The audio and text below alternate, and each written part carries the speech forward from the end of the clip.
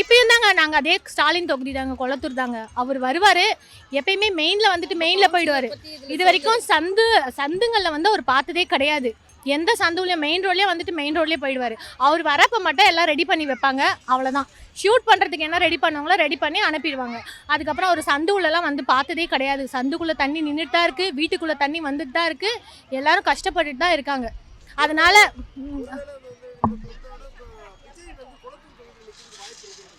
Okay, ரொம்ப டஃப்பாக தாங்க இருக்கும், ரொம்ப டஃப்பு தான். கொளத்தூர் தொகுதினா கொஞ்சம் டஃப்பு தான். பட் ஆனால் இந்த வாட்டி கொஞ்சம் அவருக்குமே அது ஒரு டஃப்பாக தான் இருக்கும். ஏன்னா இந்த பக்கம் இந்த வாட்டி நிறைய ஓட்டு வந்து அவருக்கு பிரியறதுக்கு நிறைய சான்சஸ் இருக்குது. ஆனால் டிவிக்கே தான் எங்களை பொறுத்த வரைக்கும் இன்னைக்கு அப்புறம் கண்டிப்பாக வாய்ப்பு இருக்குங்க. ஏன் எங்களுக்கு வேண்டாங்க, இதுக்கப்புறமா சேஞ்சஸ் கொடுத்தா ஓகேங்க. மக்களுக்கு வந்து இதுக்கப்புறம் டிவிக்கே வந்தால் இதை விட நல்லா பெட்டராக பண்ணுவாங்கன்னு ஒரு ட்ரஸ்ட் இருக்குது கண்டிப்பாக. சீமானெல்லாம் முடியாது, விஜயால் வர முடியும். ரெண்டு போட்டியும் ரொம்ப சீரியஸாக இருக்கும், ரெண்டு பேருக்கும் ரொம்ப டஃப்பாக இருக்கும். யாருன்னு கரெக்டாக கணிக்க முடியாது. ஆனால் யூத் வந்து பெரும்பாலும் விஜய்க்கு தான் போடுறதா இருக்காங்க. நாங்கள் வந்து பக்காவாக டிஎம்கே தான், ஆனாலும் கொஞ்சம் பேக் வாங்குகிறோம். ஏன்னா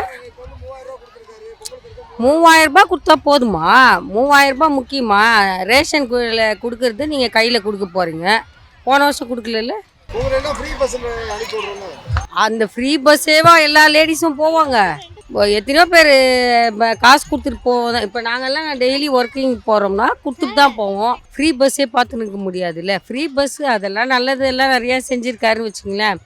ஆனால் எக்கச்சக்கமாக ஒன்றும் செய்ய வேண்டியது இருக்குது. அவர் வெறும் நீச்சல் குளம், பார்க்கு இந்த மாதிரி வந்து சிட்டியில் தான் பண்ணியிருக்காரு, கிராமத்தில் எதுவும் பண்ணல.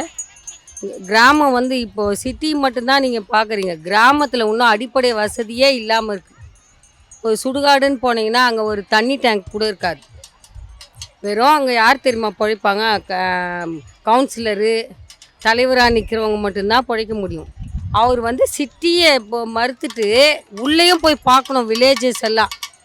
ஏன்னா நம்ம சென்னை சிட்டி தான் பார்க்குறோம். நீங்கள் டிஎம்கேவா?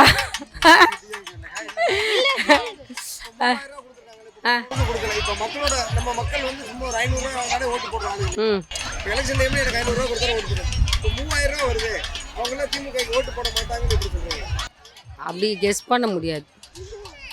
எடப்பாடி இதை விட அதிகமாக கூட கொடுத்துருக்காருல்ல, ஜெயலலிதா அம்மா கொடுத்துருக்காங்க இல்லையா? ஃபஸ்ட்டில் வந்து எப்போமா ஜெயலலிதா அம்மா இல்லாதப்போ வந்து இவர் சிஎம் வந்ததும் எல்லோரும் ஏற்றுப்பாங்க. நான் பட்டாசு வச்சு தீபாவளி மாதிரி கொண்டாடி இருக்கேன். எங்கள் தலைவர் இன்னும் எங்கள் தெருவிலே வந்து எங்களையே பார்க்கல. நான் எங்கள் கொளத்தூர் தொகுதியில் தான் இருக்கோம். நான் இதுக்கு முன்னாடி டிஎம்கேக்கு தான் போட்டிருக்கோம். பட் ஆனால் இதுக்கப்புறமா டிவி கேட்குது. ஒரு சான்ஸ் கண்டிப்பாக கொடுக்கணும், ஒரு சேஞ்ச் கண்டிப்பாக வேணும். எங்களுக்கு வேண்டாங்க.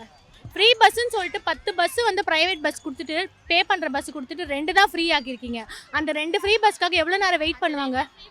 அந்த 2 ஃப்ரீ பஸ்ஸும் ஏற முடியல. ஸோ ஆட்டோமேட்டிக்காக டீலக்ஸ் ஆக்கிட்டீங்க, அதுக்கு பே பண்ணி தான் போகிறாங்க எல்லாருமே. யாருமே அப்படி ஒன்றும் ஃப்ரீ பஸ் நிறைய பேர் யூஸ் பண்ணுறதே இல்லை. ஃப்ரீ பஸ்ஸுன்னு கொடுக்காம நீங்கள் அதுக்கு வேறு எதனா பண்ணியிருக்கலாம். வேஸ்ட்டு தான் ஃப்ரீ பஸ்ஸு. 3000 ரூபாய் கொடுத்துருக்கதும் வேஸ்ட்டு தாங்க. அது நீங்கள் இப்போ ஓட்டுக்காக கொடுத்துருக்கீங்க. லாஸ்ட் இயர் உங்கள்கிட்ட முடியலன்னு சொன்னீங்க, கடன் பிரச்சனை இருக்குதுன்னு சொன்னீங்க. பட் இந்த வருஷம் எப்படி கொடுக்க முடிஞ்சுது உங்களால்? ஸோ ஓட்டு வேணும். மக்கள் கஷ்டம் கிடையாது, உங்களுக்கு ஓட்டு வேணும். ஏன்னா இப்போ வந்து ஆப்போசிட் பார்ட்டி உங்களுக்கு அகேன்ஸ்டாக இருக்கிற ரொம்ப ஸ்ட்ராங்காக இருக்கிறதுனால நீங்கள் பணத்தை கொடுக்கணும்னு நினைக்கிறீங்க. பட் ஆனால் இந்த வாட்டி அந்த மாதிரி சேஞ்ச் நடக்கிறது ரொம்ப கஷ்டம். ஜெயலலிதா அம்மா இருந்தப்போ கூட அதெல்லாம் நடந்திருக்கு. ஆனால் அவங்க தானே ஜெயிச்சாங்க, இவங்க ஜெயிக்கல தானே. கண்டிப்பாக இந்த வாட்டி வந்து வாய்ப்பு ரொம்ப கம்மி, அப்படி சான்ஸ் ரொம்ப கம்மி தாங்க டிஎம்கே வர்றது. கரெக்ட் டைம்க்கு யாராவது ஒரு ஸ்கூலுக்கோ இல்லை எங்கேயோ ஒரு இடத்துல வேலை பார்க்குறாங்க, அந்த கரெக்ட் டைம் போயிட முடியும்னு நினைக்கிறீங்களா? ஏன் தெரியுங்களா? பஸ் வரும், ஃப்ரீ பஸ் வந்து எத்தனை வரும்? ஒரு 20 பஸ்ஸுக்கு ஒரு பஸ் வரும். அந்த பஸ்ஸில் எவ்வளோ ரஷ் இருக்கும், அதில் எப்படி பிடிச்சி நாங்கள் எப்படி போவோம்? அதில் என்ன தான் ஃப்ரீயாக ஒரு பஸ்ஸு விட்டால் கூட என்னங்க, அந்த கண்ட்ரக்டர் நம்ம படியில் ஏறும் போதே டிக்கெட்டை கையில் வச்சு அழுத்துடுது. அதெல்லாம் நீ ஃப்ரீயாக கொடுக்கறதுனால தானே. எங்களுக்கு வேணாம், ஃப்ரீ பஸ் வேணாம். 3000 ரூபாய் கொடுக்கட்டோங்க, இதை விட இன்னும் நிறைய செய்யணும் மக்களுக்கு. 3000 கொடுத்தா நான் வேணான்னு சொல்ல மாட்டேன்.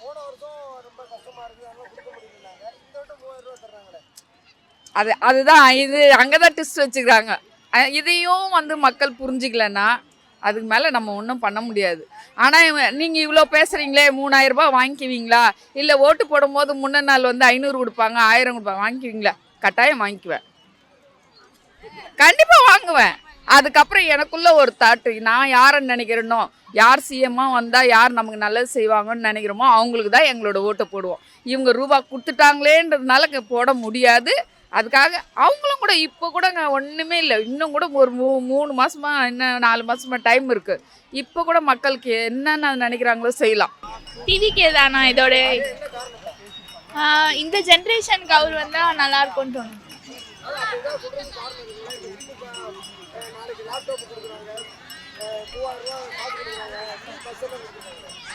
எல்லாமே ஓகே தானா. இப்போ ஃப்ரீ பஸ்லாம் கூட இப்போ நம்ம ஏறுறோன்னா நம்ம ஏறாதுக்கு முன்னாடி அவனுங்க விசில் அடிச்சிருவாங்க அந்த கண்டக்டர்லாம்.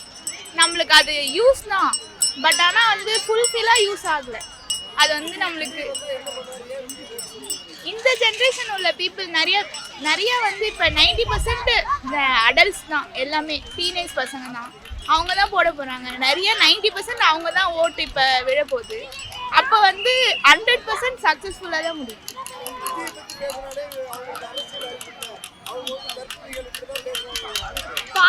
பாதி பேர் அப்படிதான் பேசுவாங்க. பட் ஆனால் இப்போ வர ஜென்ரேஷன் வந்து சோஷியல் மீடியா அது இதுன்னு பார்க்குறாங்கல்ல. அப்போ வந்து படம் பார்க்கும்போது ஹீரோவாக தெரியுறவர் இப்போ ஹீரோவாக தெரிவார். கண்டிப்பாக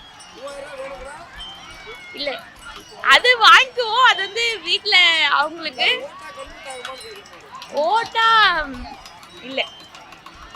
இப்போ பாருங்க, கொளத்தூர் தொகுதியில் ஒரு 25 வயசு பையன்லேருந்து 20 வயசு வரலாம் பார்க்க சொல்லணும். அவர் சிஎம்னா கூட மற்றவங்க சும்மா இருக்கிறவங்க பார்க்கலாம் இல்லையா? அந்த தொகுதியில் எவ்வளோ பேர் தலைவராகவோ கவுன்சிலராக இருக்காங்க. ரோடு ஃபுல்லாக எல்லாம் ட்ரிங்க்ஸ் வச்சு தான் நின்றுக்கிறாங்க. அதெல்லாம் திருத்தலாம்.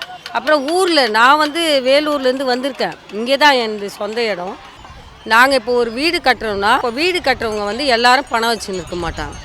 பணம் இருக்கா. நாங்கள் வந்து காசு இருந்தாலும் நாங்களே யோசிக்கிறோம், மணல் வந்து இவ்வளோ விலை கொடுத்து வாங்குறமேன்னு. இதெல்லாம் மணல் குவாரியெல்லாம் கொல்ல தானே. அவர் இவர் இருக்காருல்ல, தடுக்கணும். தடுப்பாருன்றதுக்கு நம்ம கொஸ்டின் கேட்கக்கூடாது. இளைஞர் எதுக்கு தேர்ந்தெடுக்கிறோம்? முற்போக்கு சிந்தனையோடு தானே இருக்கணும் அவர். இதெல்லாம் பார்த்துட்டு நாட்டுக்கு இன்னும் நல்லது செய்யணும், இதுதான் முக்கியம்.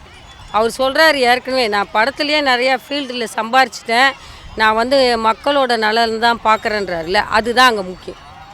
வந்துட்டு இளைஞருக்கு ஒன்றும் செய்யாமல் இப்போ கூட இப்போ இளைஞருங்கெல்லாம் வேலை இல்லாமல் இருக்காங்க. டிகிரி படிச்சிட்டாலும் ப்ரைவேட்டில் தான் வேலை செய்கிறாங்க. அவங்களுக்கு ஏதாவது ஜாபுக்கெல்லாம் ஏற்பாடு பண்ணலாம். முக்கியமாக ஒரு வீட்டில் வந்து 2 பேர் இருக்காங்கன்னா 4 பேர் இருக்காங்கன்னா அதில் படித்த பசங்களுக்கு வேலை இல்லைன்றது முக்கியமாக இருக்குது. என்ன சொல்கிறீங்க? டிஃபென்ஸில் வேலை செஞ்சவங்க தான் இந்த காலத்தில் பென்ஷன் வாங்குறாங்க. அப்புறம் கவர்மெண்ட்டில் வேலை செஞ்சவங்க தான் பென்ஷன் வாங்குறாங்க. டீச்சருங்களுக்கே இப்போ வந்து வேலை இல்லை. டிகிரி படித்து முடிச்சுட்டு சும்மா வீட்டில் உட்காந்து ப்ரைவேட்டு ஸ்கூல் போயின்னு வந்துடுங்க. இதெல்லாம் முக்கியமாக பார்க்கணும். படித்தவங்களுக்கு என்ன பண்ணணும், அதெல்லாம் முக்கியம் தானே. இளைஞர் கண்டிப்பாக வாய்ப்பு கொடுக்கணும். அவர் என்ன மாற்றம் கொண்டு வராருன்னு பார்க்குறோம். அவர் அதுக்கப்புறம் எதுவும் பண்ணலைன்னா அதுக்கு தலைமுறை இருக்குது இல்லை. இப்போ சிஎம்மோட பையன் இருக்கார் இல்லையா, அவரை பார்த்துக்கலாம் அடுத்த முறை. சரிங்களா?